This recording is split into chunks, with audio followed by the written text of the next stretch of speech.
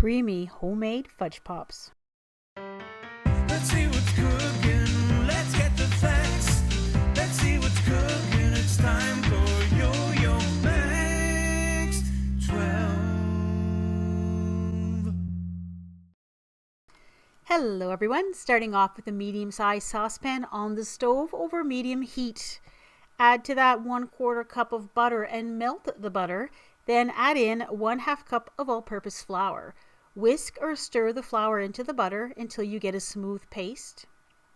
Then gradually add in 4 cups of milk. I added it in about 3 additions, whisking and stirring after each addition so that the butter and the flour clumps they'll come apart and they will mix in with the milk and you shouldn't have any lumps left. This is all over medium heat. So I used a whisk just to make sure there were no more lumps of flour and butter in there. Then I added in a teaspoon of salt, 1 1/3 cups of packed brown sugar, and then 1/3 cup of baking cocoa that is unsweetened. I whisked all that in to make sure there were no more lumps of cocoa left. And now you're going to cook this stirring over medium heat until it starts to boil. Once it's been brought to a boil, cook and stir for 2 minutes or until thickened. Then remove it from the heat, stir in 2 teaspoons of vanilla, stir the vanilla in, and then allow it to cool for about 20 minutes, stirring several times during that 20-minute period. And this is why, because you'll get a little skin forming on the surface. That's why you need to keep stirring it. Once it's been cooled for about 20 minutes, it's time to pour it into the molds.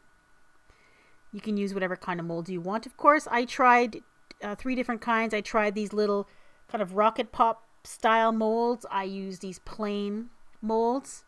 And if you can't find plastic molds where you live, you can make your own using small waxed paper cups, like bathroom cups, those Dixie cups. That's what those are. Pour some of the mixture in, and I was being particularly messy that day for some reason. Now you'll need to put popsicle sticks in these, and the best way to do that is to put a little piece of aluminum foil over the top of the cup and then poke a popsicle stick through the aluminum foil, and that'll hold the stick upright during the freezing process. And then freeze them. That will take 3 or 4 hours depending on your freezer, of course. I left mine in the freezer overnight.